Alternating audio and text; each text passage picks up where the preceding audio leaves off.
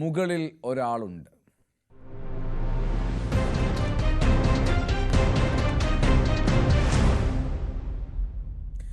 Ernakulam north railway സ്റ്റേഷനിലെ പ്ലാറ്റ്ഫോമിൽ സുരക്ഷാ ജീവനക്കാരെ മറികടന്ന് യാത്രക്കാർക്കിടയിലൂടെ ആഡംബര ബൈക്ക് അതിവേഗത്തിൽ ഒരു യുവാവ് ഓടിച്ചു കയറ്റി.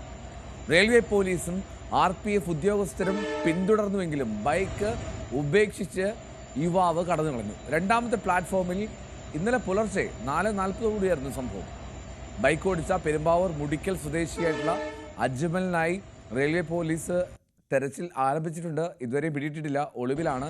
4 ലക്ഷം രൂപ വിലയുള്ള BMW ബൈക്കാണ് ഉപേക്ഷിച്ച് കടന്നത് എന്നുള്ളതാണ് ഏറ്റവും ശ്രദ്ധേയം.